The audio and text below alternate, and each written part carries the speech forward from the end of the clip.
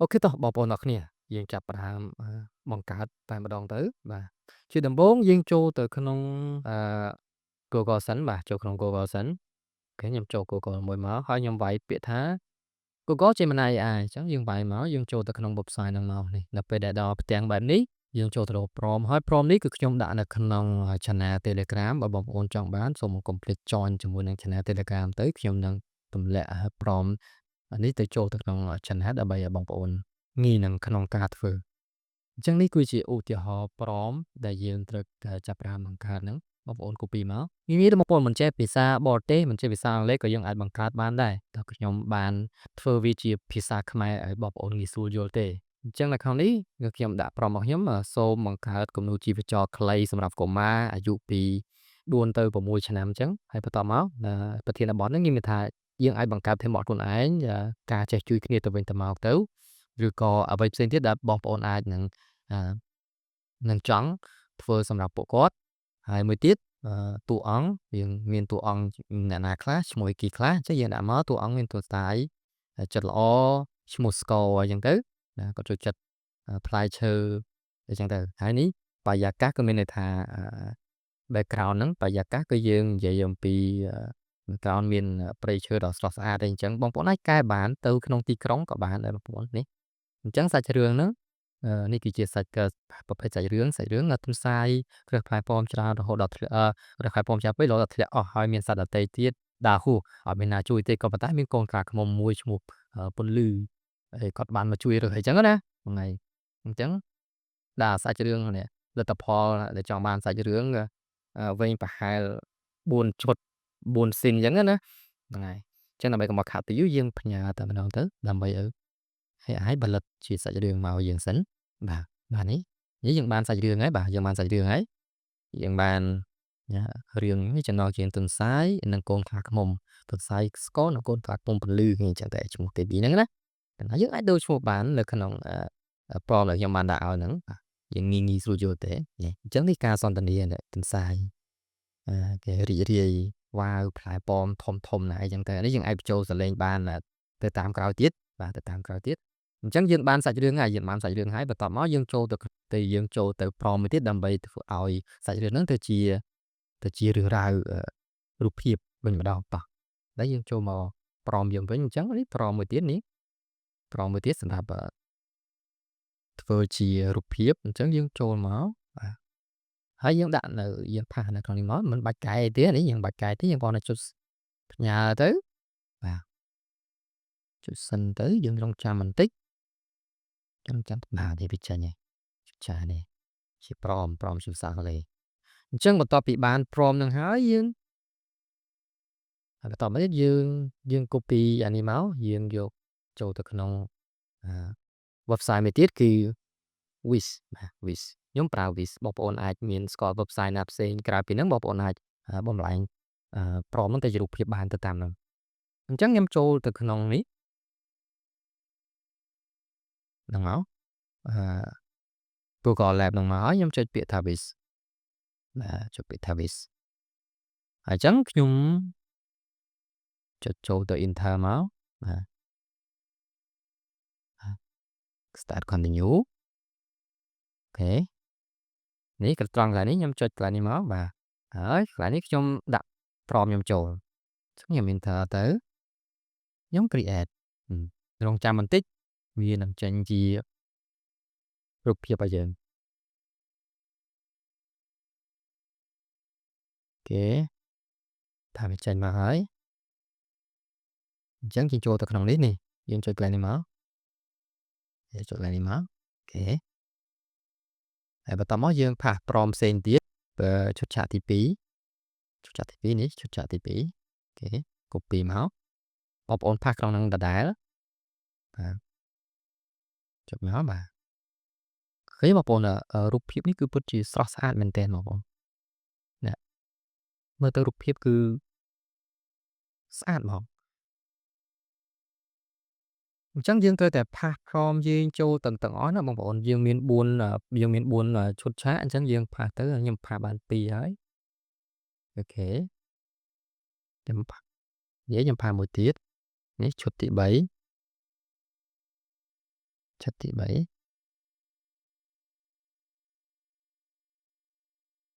ខេ enter មកចុចទី4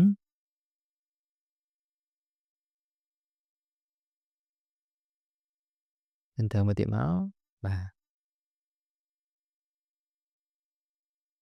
អញ្ចឹងចុចនេះយើង download ទុកមកគឺឈុតទី1ឈុតទី1ឈុតទី1អូខេយើងវាយមកយើងវាយ01យើងគួរតែ save ទុកនៅកន្លែងណាជាក់លាក់ដើម្បីងាយស្រួលនៅក្នុងការធ្វើខ្ញុំដាក់ទៅក្នុងprompt របស់ខ្ញុំនេះ animation ខ្ញុំបង្កើត folder មួយខ្ញុំដាក់ animation អូខេ animation ខ្ញុំចុចក្នុងនោះមកខ្ញុំ save ក្នុងមួយហើយឈុតអានេះវាចេញពីរអញ្ចឹងបងប្អូនអាចរើសមួយណាក៏បានដែរអូខេអញ្ចឹងខ្ញុំ save អានេះមួយខ្ញុំដាក់នៅក្នុង animation ខ្ញុំដាក់ឈុតទី2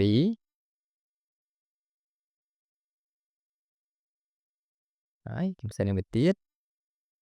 ដាក់ឈុតទី3ទៅតាមលំដាប់លំដោយណាឈុតទី3អូខេឈុតទី4បាទឈុតទី4អូខេបន្ទាប់ពីយើងបានប៉ុណ្ណេះហើយយើងចូលទៅមកផ្សាយមួយទៀតយើងចូលទៅ Google Lab ដដែលយើងចូលទៅ with ដដែល Google Lab ដដែលហ្នឹងយើងវាយពាក្យថាពីមកយើងយកពាក្យថា flow ចំពោះណាពាក្យថា flow អញ្ចឹងអានេះគឺជាកន្លែងដែលយើងបំលែងរូបភាពឲ្យវាមានចលនាអញ្ចឹងងាយចុចបង្កើត new project មកបាទបង្កើត project នេះវាចេញដំណងបែបនេះបាទបន្តមកទៀតយើងដាក់អូខេ intelligent to video ចឹងមកបន្តមកយើង upload រូបភាពរបស់យើងដែលយើងបានបំលែងហ្នឹងដែលយើងបានបង្កើតហ្នឹងមកតែយើងបានធ្វើជាមួយនឹង AI មិនហ្នឹងវាមិនមែនដោយសារនៅក្នុងនេះពាក្យទី1យើងដាក់វាចូលចឹងមកអូខេយើងចុច crop and save បាទតបមកយើងធ្វើអ្វីដែលនេះកន្លែង prompt របស់យើងទី1នេះកន្លែង prompt របស់យើងនេះបាទកន្លែង prompt របស់យើងនេះទី1នេះអូខេយើង copy ហ្នឹងមកក៏បានឬក៏យើងអាច copy ឈុតឆាកនេះឈុតឆាកទី1នេះមកក៏បានដែរនេះបងប្អូនណានេះ copy ត្រង់នេះមកអូខេ copy ត្រង់ហ្នឹងមកយើងយកមកផាសនៅកន្លែងនេះចាំបន្តិចហើយយើងចុច enter អញ្ចឹងបញ្ជាក់បងប្អូនម្ដងទៀតនៅក្នុងនេះយើងបង្កើតបានយើងមាន credit ណាបងប្អូនអញ្ចឹងយើងអត់បង្កើត free ទេតោះតែយើងទិញជាកញ្ចប់អញ្ចឹងប៉ុន្តែនៅពេលដំបូងដែលបងប្អូនចូលទៅក្នុង Google Lab ឬក៏ចូលទៅក្នុង website Flow នេះបងប្អូនទទួលបាន credit 100អញ្ចឹងណាបងប្អូនទទួលបាន credit 100អញ្ចឹងយើងអាចបង្កើតបានដែរដើម្បីតែសាកល្បងថាតើ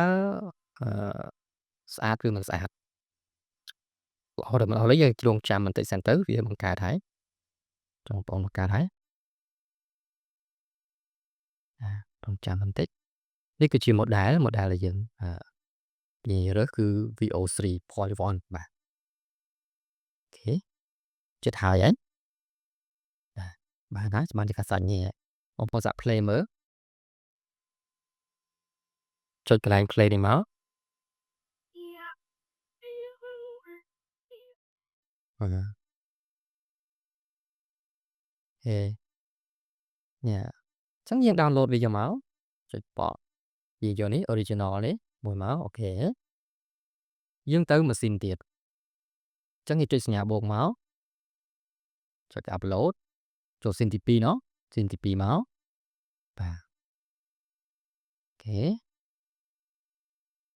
Xinទី2 ហើយយើងចូលទៅក្នុងនេះវាយើងយកកន្លែងឈុតទី2នេះឈុតទី2នេះអូខេយើង copy មក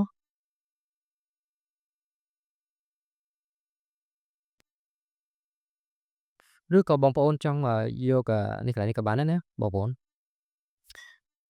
កន្លែងឈុតទី2រូបភាពនេះណាពិពណ៌នាអានេះណាឈុតទី2នេះយើងអាចយកប្រមនេះយកមកប្រើបាននេះប្រមឡើងនេះដើម្បីរៀបរាប់ណាយើងផាសមកអូខេចាំបន្តិចទៅឃើញថាការផលិតរបស់វាគឺស្អាតមែនទែនបងប្អូនស្អាតមែនទែនអញ្ចឹងខ្ញុំសូមបង្កើតទាំងអស់តែម្ដងទេតែយើងចាំមើលលទ្ធផលនេះសិនអូខេចេញមកយើងសាប់ play មកមើល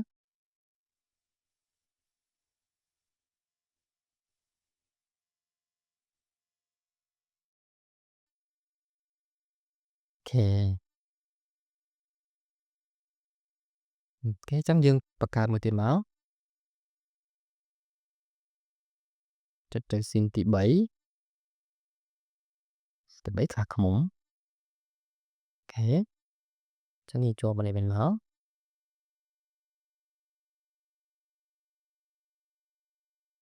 យើងអាចផាសកន្លែងនេះក៏បានដែរឬក៏យើងចង់ឲ្យមានការនិយាយស្ថានភាពនិយាយយើងអាចផាសកន្លែងនេះយើងអានេះកន្លែងនេះ copy មកអានេះណា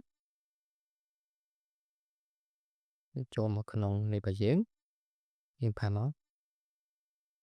ក្នុងនេះយើងមិនចេះភាសាអង់គ្លេសក៏យើងអាចធ្វើបានដែរបងប្អូនងាយមែនទែនងាយមែនទែនចឹង credit យើងនៅសល់40 credit ទៀតអញ្ចឹងមកចប់រឿងយើងមកចប់រឿងយើងបងប្អូនអញ្ចឹងងាយមែនទែនបងប្អូនដូចដែលខ្ញុំបាននិយាយអញ្ចឹងឥឡូវយើងចាប់ផ្ដើមបង្ហើយមួយទៀតតែម្ដងទៅនេះគេយើង copy មកបាទចុចទៅក្នុង flow របស់យើងចុច upload ពាក្យបន្តទៀតវគ្គទី4គឺជាវគ្គបញ្ចប់របស់យើងនេះអូខេចុច Pro Pencil ផាស Pro មកយើងចូលក្នុងនោះមក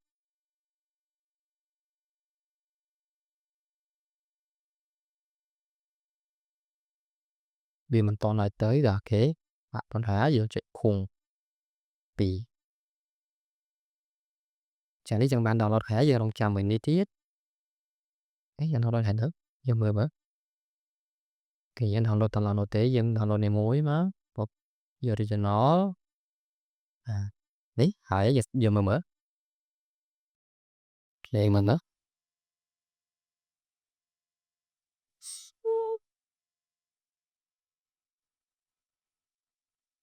អូខេគឺថាស្អាតមែនទែនបងប្អូនអញ្ចឹងយើងនៅសល់មួយប្លង់ទៀតហើយបន្ទាប់មកយើងចាប់ផ្ដើមដាក់សាច់រឿងរបស់យើងចូលគ្នាតែម្ដងដាក់សាច់រឿងចូលគ្នាតែម្ដង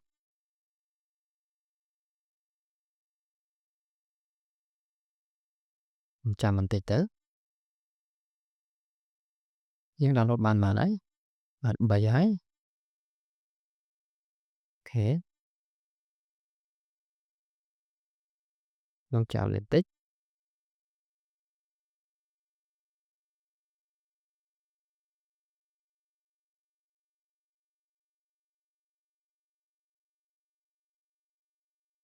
អូខេយើង play មើលអ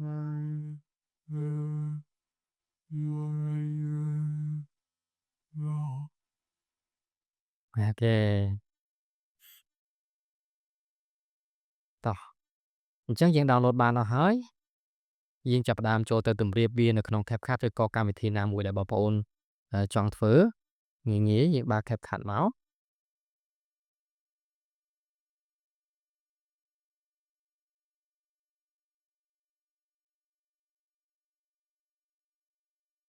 យើងបង្កើត new project យើងបង្កើត new project ហើយយើងចាំបន្តិចនេះយើងបានហើយ បាទបន្ទាប់មកយើងចុចimport រូបភាពដែលយើងបាន download ហ្នឹងចុចរូបភាពដែលយើងបាន download នៅណាតោះនៅក្នុង download អូខេចាំបន្តិច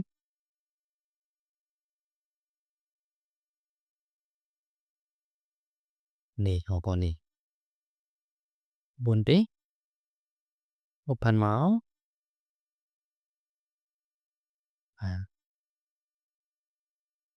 នេះទី1ដាក់វាចូលមក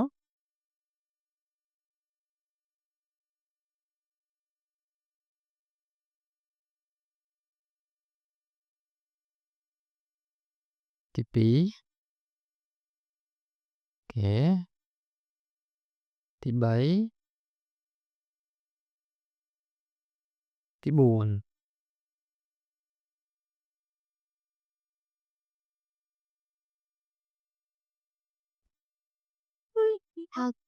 and well, I'll sing them all. In all.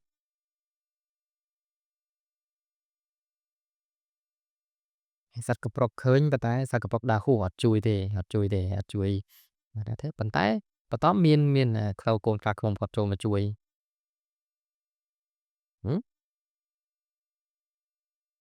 ហេបន្ទាប់មកយើងចាប់ផ្ដើមrender យើងចាប់ផ្ដើម render បង render មកបើសិនជាយើងចង់ផុសនៅក្នុង TikTok ឬក៏ក្នុង Reel យើងអាចធ្វើវាជាលក្ខណៈបញ្ឈរមកជាបញ្ឈរចេះមកហើយបន្ទាប់មកយើងនេះមកទៅមកតែប៉ុណ្ណេះមកហេ The tea I'm well in the word. Tea them all. In all. អូខេតែបើសិនជាយើងចង់ធំជាងក៏បានដែរបើសិនជាយើងអាចនេះតិចទៅព្រោះអាចនឹងចប់ logo យើងអត់ចង់ចប់ logo យើងចេះមកអញ្ចឹង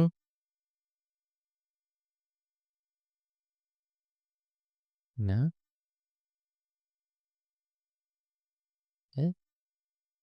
111 copy មក select all ផានេះ111ដើម្បីឲ្យទំហំវាប៉ុនគ្នាបាទនេះអូខេហើយបន្តមកយើងចាប់ផ្ដើម export មកបងប្អូន export មក export យើងដាក់រឿងមក rabbit អញ្ចឹងសង្ឃឹមថាបងប្អូនអាចនឹងយល់បើសិនជាមានចម្ងល់អីអាចសួរខ្ញុំបាននៅក្នុង comment ក៏ដូចជានៅក្នុង group នៅក្នុង channel Telegram អញ្ចឹងអរគុណសម្រាប់ការចំណាយពេលទស្សនាវីដេអូមួយនេះហើយយើងនឹងជួបគ្នានៅវីដេអូក្រោយជាមួយនឹងប្រធានបទផ្សេងៗទៀតមួយទៀតបើសិនជាបងប្អូនចំណាប់អារម្មណ៍ចង់ទិញជា Google AI Ultra ឬក៏ Google Gemini ធម្មតាហើយក៏ខ្ញុំមានលក់ដែរអញ្ចឹងបងប្អូនអាចទំនាក់ទំនងជាមួយខ្ញុំបានបើសិនជាបងប្អូនចង់បង្កើតជាតុក្កតានេះបែប unlimited តែម្ដងច្រើនវគ្គច្រើនស៊ីនអញ្ចឹងណាអញ្ចឹងបងប្អូនអរគុណសម្រាប់ការចំណាយពេលជួបគ្នានៅវីដេអូក្រោយបាយបាយ